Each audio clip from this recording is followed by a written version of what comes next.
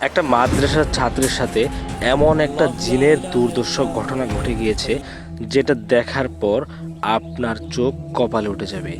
ভিডিওটা একটু ভালো করে লক্ষ্য করুন। দেখুন, উনি এখানে বসে পড়াশোনা করছেন, অন্যদিকে তার সামনে রাখা কিছু জিনিসপত্র কিভাবে নিজে থেকেই পড়ে যাচ্ছে।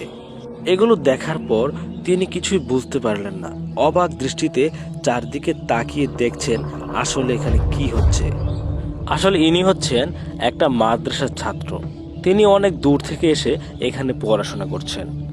মাদ্রাসায় ক্লাস করার পাশাপাশি একটা মসজিদের খাদেম হিসাবে নিয়োজিত রয়েছেন। তাকে মসজিদ কমিটির পক্ষ থেকে এই ঘরটি দেওয়া হয়েছে। আসলে এই ঘরটি একটা নির্জন জায়গায় অবস্থিত, যেখানে আশেপাশে কোনো বাড়িঘর নেই। একটু দূরেই রয়েছে একটা শ্মশান। এলাকার লোকজন সেই শ্মশানকে ঘিরে নানান রকম ভয়ানক কথা তাকে শোনানোর পরেও সে নিরুপায় হয়ে এখানেই থাকতে রাজি হয়েছেন।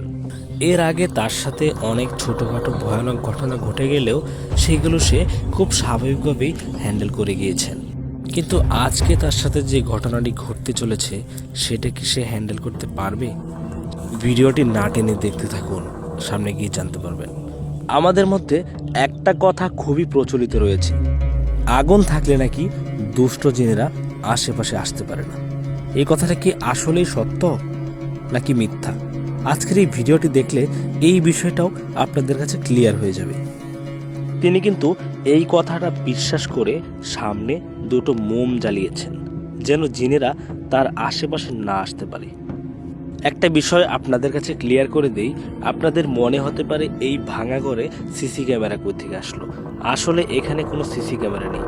ওনার কাছ থেকে এই সমস্ত ঘটনা শোনার পর আমরা একটা ক্যামেরা লাগিয়ে দিয়েছিলাম তার কথা সত্যতা যাচাই করার উদ্দেশ্যে।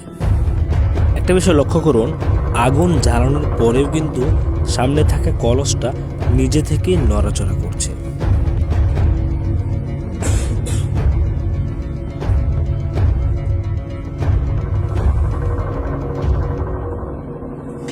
আমাদের সবাইকে অবাক করে দিয়ে সামনে থাকা মোমবাতিগুলো কিভাবে নিজে থেকেই পড়ে গেল। আসলে কি এগুলো নিজে থেকে পড়ছে নাকি এর পিছনে কোনো দুষ্ট জিনের হাত রয়েছে? মোমবাতিগুলো সামলানোর আগেই টেবিলে থাকা জিনিসগুলো আবারও নিজে থেকে নিচে পড়ে যায়। এবার কিন্তু তিনি তার ভয়কে আর আটকে রাখতে পারছে না। সেখানে থাকা একটা লাঠি দিয়ে এই দিক সেদিক ছোটাছুটি করে দেখার চেষ্টা করছে এখানে কোনো কিছু উপস্থিত রয়েছে কিনা। এই কথা বলতে না বলতেই তার গালে কোনো একটা অদৃশ্য শক্তি সজোরে চড় মারল। পিছনে থাকা চেয়ারটির দিকে একটু লক্ষ্য করুন, দেখুন চেয়ারটি কিভাবে নিজে থেকে ভেসে উঠছে।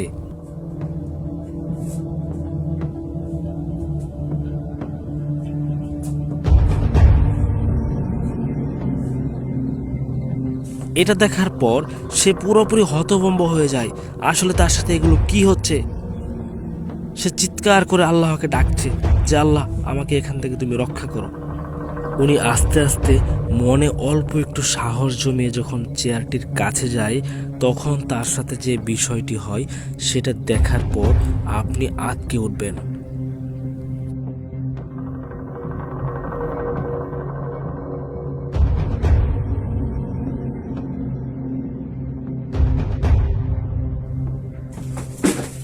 চেয়ারে স্পর্শ করা মাত্রই তার গায়ে যেন 1000 ভোল্টের কারেন্টের শক লেগে যায়।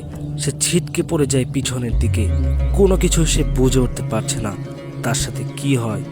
আদৌ কি সে এখান থেকে বেঁচে ফিরতে পারবে নাকি তার এখানেই শেষ নিঃশ্বাস ত্যাগ করতে হয়?